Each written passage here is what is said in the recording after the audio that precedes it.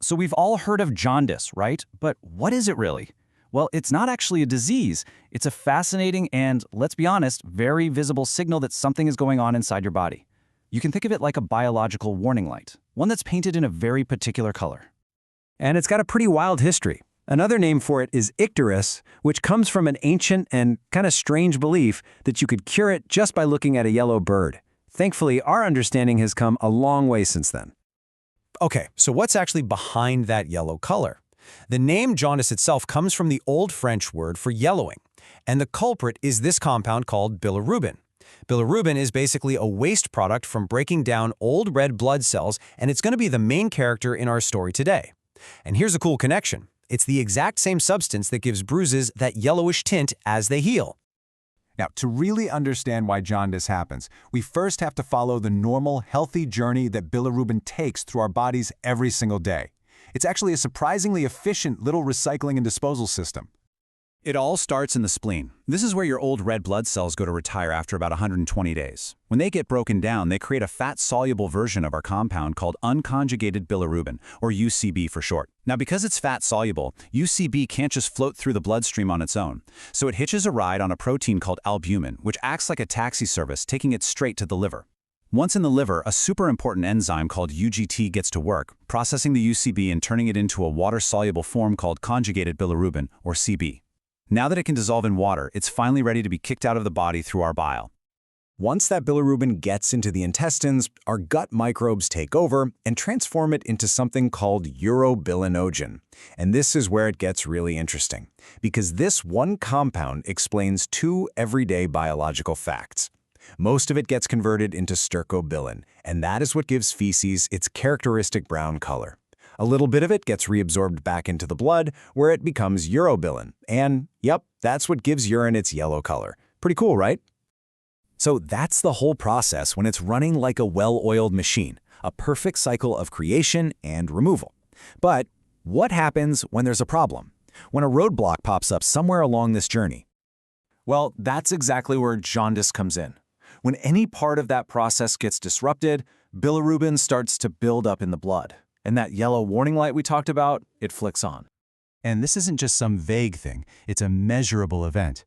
That yellowing of the skin and eyes usually doesn't even become visible until the bilirubin level in the blood climbs above 2.5 milligrams per deciliter.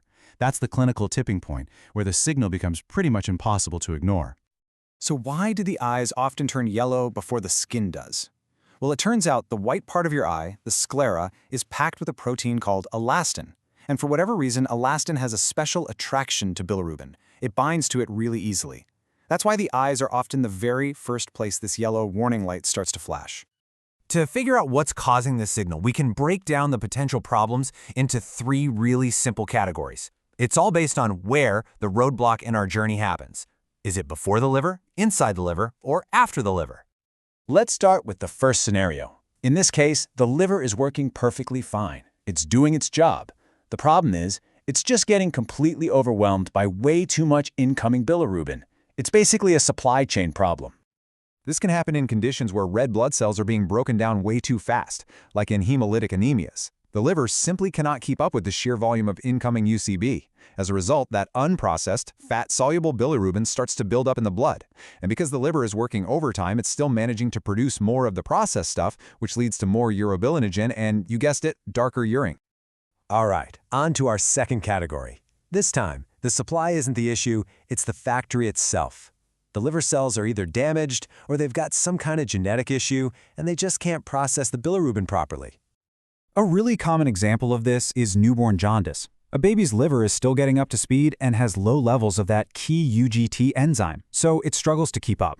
In severe cases, this can actually be dangerous because that unprocessed UCB can build up in the brain. But luckily, it's treated really effectively with phototherapy. Basically, they use special lights that change the bilirubin's shape so the baby's body can get rid of it. Then you have genetic conditions like the mild Gilbert syndrome, where the enzyme activity is just a little low, or the incredibly severe Crigler-Najjar syndrome, where there's no enzyme activity at all. And this comparison really shows you the huge difference. With Gilbert syndrome, you can think of the factory as just being a bit slow. Jaundice might only show up during times of stress, like if you're sick. But with Crigler-Najjar, the key piece of machinery is just missing, gone. That leads to extremely high and often fatal levels of unconjugated bilirubin. Okay, finally, let's look at the third problem area. Here, the bilirubin has been created, and it's been successfully processed by the liver. The factory did its job perfectly. The problem is, now it's all dressed up with nowhere to go. The exit route is blocked. This can be due to a genetic defect, like in Dubin-Johnson syndrome, where a key protein just isn't working right. Or it could be a literal, physical blockage, like a gallstone, a tumor, or even some parasites. In either case, that water-soluble conjugated bilirubin has nowhere to go, so it leaks back into the bloodstream. This is why it can end up in the urine, making it very dark. And that backflow of bile can also cause intense itchiness and problems with absorbing fats from your food. Of course, some conditions don't fit neatly into just one box. Viral hepatitis is a perfect example. It damages the liver cells directly. This means they both struggle to process the incoming bilirubin, and the bilirubin they've already processed can leak back out. So it's a problem both in and after the liver at the same time.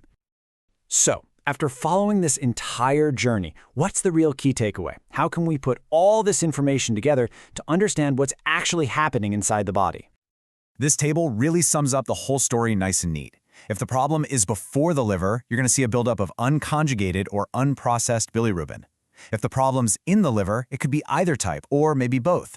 And if the blockage is after the liver, you'll see a backup of the conjugated, processed bilirubin. By identifying which type of bilirubin is elevated, doctors can get a massive clue about where the problem is located and start to narrow down the potential causes. So in the end, that yellowing of the skin and eyes isn't the problem itself. It's a message. It's the body's way of signaling that somewhere along that bilirubin production line, before, during, or after the liver, something has gone wrong. The real question we should always be asking is, what is that signal trying to tell us?